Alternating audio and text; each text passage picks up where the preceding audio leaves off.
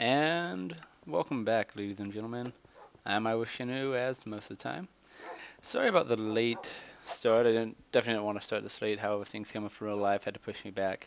I am still working on doing the Realm of the Mad Gods preview. I just kind of wanted to show off a few things, like my wolves. That's another thing that took me a little while. I didn't want to film going on a quest for wolves, and that took maybe 6 or 7 hours just to find 2 wolves. I found 2 wolves. On the way back, I found 7 more. So I killed them out of hate. And I've bred these new wolves. I have a little baby wolf. So, other than that, not really much is going on. I'm going to go walk on the wolf spawner. And I'll see you when I get there. Okay, I'd forgotten I wanted to show you this. It's actually kind of loud, so let me turn that down even more to 11%. But other than the patch notes, in the newest patch, progress screenshot, I'm not entirely sure what it should be called, said that books now need leather to be made. So I started getting leather, and it's actually going rather well, as you can see. I think I got most of them. Oh god, let me out. Alright, so once they had little babies, I do need to fix the little, don't know if you can see it over there. And I am trying to make this look more natural by adding leaves. Let me show you a little ground view of what it looks like. Give me a second. I still need to get rid of these stupid cats. Oh, never mind. See, I'm going to add some more leaves on the bottom. But, tell me what you think of that. Let me show you. And some of these, add some of these over here. So, if you have any ideas of how to make the branch look better, please tell me. And I'm still going to build more up as I go. I still have cats are up there, but I still have a place to put wolves, pigs, cows, wheat, melons, pumpkins, and I'm sure I'm forgetting something, but it'll all be there. So, as I was before though, I'll see you at the wolf spawner. Okay, just kidding, I'll show you this. I don't think I have them yet. One of the guys on the Minecraft forum suggested iron bars, and I put them here and I didn't really like the look of it, but I was thinking, oh, iron bars, why not put nether fence? So if y'all like the look of it, tell me. I think I do, so I think that's what I'm going to put, but just wanted to show that off. And I'm back. I have a bow with me, and wow. I do need to really, I don't have that much stuff running, but I'm still suffering a little bit from lag. Almost done with this thing. So, let's get busy. Once again, I am going to cut in and out of that build. I don't want to bore you to death. So, bam. And don't really have much to talk about this episode. Other than the fact that I go onto the Minecraft servers a lot, or the Minecraft forums, and I like it. I get a lot of my inspiration there, a lot of help. And I kind of wanted to give a shout out to Kurt JMac. He's a Minecrafter I follow. Give me a second. He's a Minecrafter I follow who's very much into the sciences, and I'm also into sciences. I love science. I love history. I love math. I'm not very good at it, but I like math. And Kurt JMac actually recently liked a YouTube video that I hadn't heard about before, called I forgot what it's called, but it's about a business, I guess a business really, that's called Planetary Resources, if I remember correctly. And I've been following them for a little bit, just a couple of days already before he posted. And pretty much what they are is a company that is backed by Google, Cameron Diaz, or crap. Whichever guy made the latest atrocities that are called Transformers. I honestly can't remember his name right now. I'm kind of sad. But it's backed by him and a few of the other major wealthy guys. And its purpose is it's, within the next 10 to 15 years, they want to mine asteroids. And you think, okay, well, that's great. And then you look at actually how much money they could make. Just one of the asteroids that we have discovered has over $20 trillion worth of assets in it by our calculations.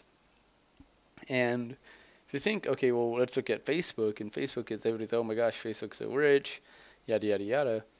In order to surpass Facebook as the richest company on the planet right now, they would own, I don't know if it's the richest, but it is one of the richest. They would only have to mine 1/40th of the asteroid, and they would surpass them. And they don't even have to mine it. They just have to be able to mine it, because then it's all liquid assets. You don't want to, it's got platinum and platinum type elements, and honestly I can't remember, like plutonium, not plutonium, but platinum and all the Star Trek-y words like that are in there. But you can't mine them all and just release them all at once, because you'll crash the market. So even having the ability to mine them, they will be the richest company with the liquid assets on the planet. And I think it's great. It's a major step forward. We're not going to be mining the earth anymore. And I'm not somebody who's like, ooh, green peas, don't melt the ice caps, yada yada yada. But I'm somebody that's like, look, this is a generation that we're the generation that's going to set whether we do it for the future or not, whether we have this planet. And I'm pretty sure you could say, okay, well, every generation's had that opportunity. And you know what? They probably have. But I like to think that our generation is a generation that is going to say, no, we don't need to pollute anymore. No, we don't need to burn coal. We can move to other resources, other natural energy. The Solaris project solar project, sorry, is one of the main things, and it's a molten salt battery. There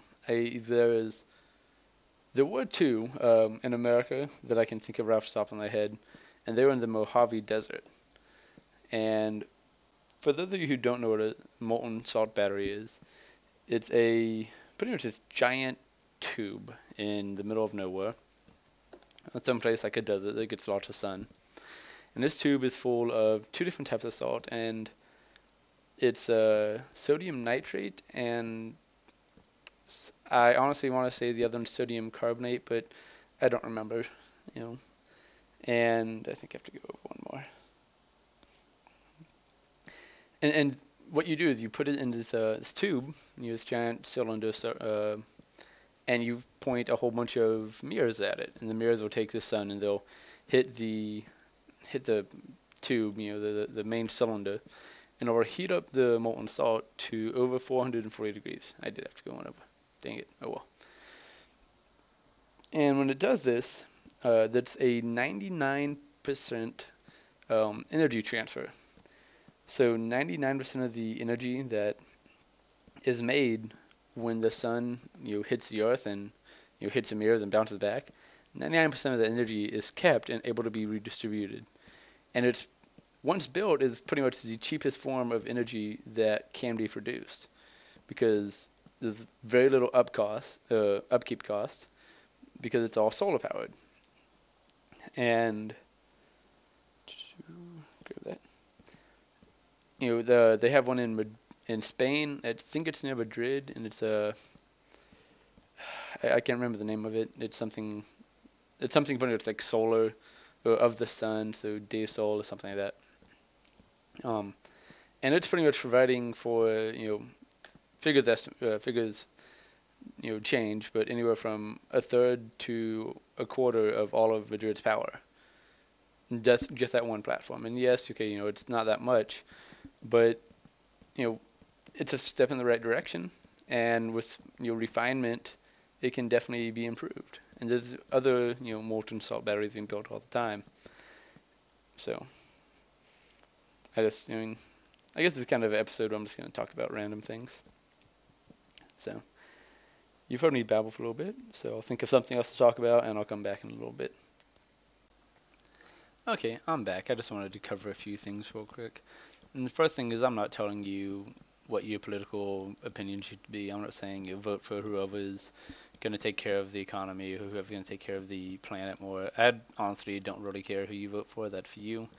Yeah, I'm not trying to say what you believe. I'm not trying to convince you something. If you think that we should never leave Earth, then go ahead, believe that. I'm not here to try and convince you.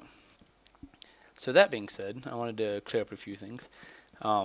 It's 40% potassium nitrate and 60% sodium nitrate for the solar power towers. And Wikipedia has actually got a pretty good article. And for those of you who actually are into education, Wikipedia's got a good article, and it tells you where you can research what you need to look up. So it's got the PS1 tower, the PS2 tower, a PS10, PS20 tower. Those are the towers I was talking about earlier, and the molten salt battery towers. So, and then the other thing I want to talk about before I get on to more Minecraft stuff is wind farms. Okay, wind farms don't generate that much energy, but they do. They generate some, and I think with a few modifications, they could actually generate a lot. If you know hopefully all of us know enough about physics to understand that when you spin something like a yo-yo, a jump rope, a sling blade, anything that's got a attached end, like something, a weighted end on one side, and a string, then the side with the weighted end that's spinning around you is going to be going faster than the side that you're holding in your hand. So in the example of a yo-yo, if you're spinning it by the string, then the actual yo-yo will be going faster than the string in your hand, which has always caused me to wonder why on wind towers we have the electrical generation part on the inside. It's right where the windmill pretty much connects to the base, which, okay, yeah, that generates electricity, but it doesn't generate as much as if you were to put some type of rig, some type of I'm not entirely sure what you'd call it, but I also talk with my hands a lot. That's why I keep stopping and starting. But some type of outer ring, I guess, would be the correct example, around the blades, and use that to generate the electricity. Coat them in copper, or however they generate the electricity. And I know there's multiple ways to do it using wind farms. So whichever way it does it, just do that. It's a pretty good increase, I'd think, in how much energy you'd be making. And with not that much of a modification, I mean, I'm guessing you could probably do it with most wind farms they have up and running. So,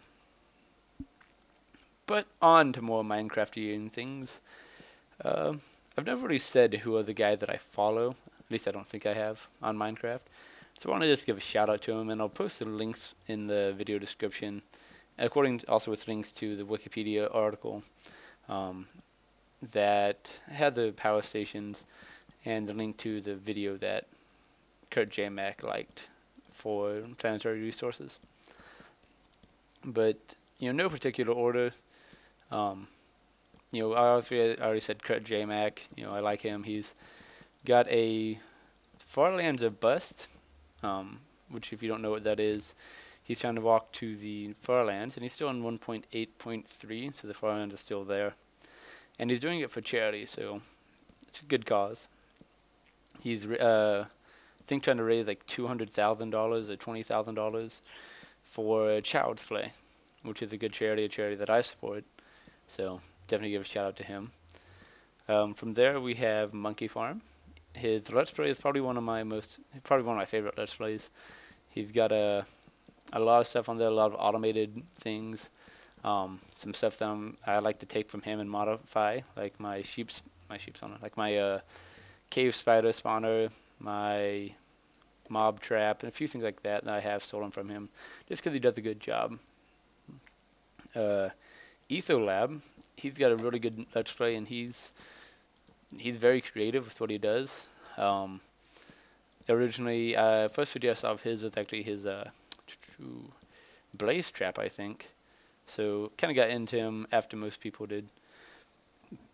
Excuse me. But I went and I looked at one of his Let's Plays, like 171 or 151 or something. one that was only 2 or 3 weeks ago. And I was like, wow, this guy's really got a good world, so let me go back and look at it. So I've been going through and watching everything of his. Can you give me one more second? Excuse me, drinking soda, so I get the gas coming up. Next would be, I guess, Minecraft chick. She's probably one of the first actual Minecrafters I started following. And I started following her because I was like, wow, how can you into Minecraft and not know about the WASD keys? I like, oh, this girl's definitely something special. And then I was like, actually, you know what? I really like her. You know, she's did her own thing, didn't really care what people said. She's like, yeah, I'm pretty new at this game, but guess what? I'm having fun. And that's what I think should happen, you know. I suck at some games. I'll be straight up honest. But I do it and I have fun. So that's what matters. Like, I think I suck at Let's Plays, but I'm having fun, so that's what matters. I listen to a little bit of Ant Farm. Do his occasionally. Not that often, but when I don't really have anything else to do, I'll hit up a few of his videos. Can't think of really any of the other Let's Play guys that I really follow. I've seen a few from Blues Xephos, you know, the Allcast. Not really my favorite. Honestly, I find the voice kind of annoying, which y'all probably think is hilarious considering my voice, but to each their own. You know, nothing against them. They got good videos. If I do a mod review, if I want to find out about a mod, even though I don't use them, I do use their videos because they are very in-depth, very detailed. So, you know, like I said, nothing against them or anything. It's just not really my cup of tea. And other than that, you know, I can't really think of anyone that I particularly follow.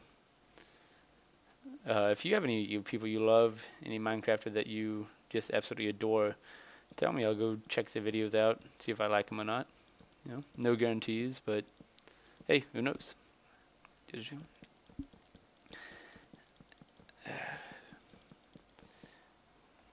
You know, I'm actually currently watching, and I've watched a few of the older ones.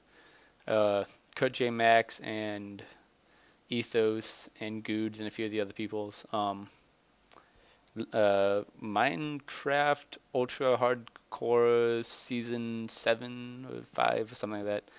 And for those of you who don't know what that is, the Ultra Hardcore mode pretty much enables Hardcore mode on servers, but being at full health does not regenerate you health. You actually have to eat a golden apple or a health potion or something like that. And because it's on a server, when you die, you can come back. But you know, during a tournament, I think the current one's 12. And when you die, you don't come back. Like, you're out of the game. So it's got a few little interesting tidbits where, you know, it gets really hectic. Because, you know, if you fall and you lose half a health, that's a permanent half a health lost until you can get a golden apple. And gold's not that common, if you haven't noticed yet.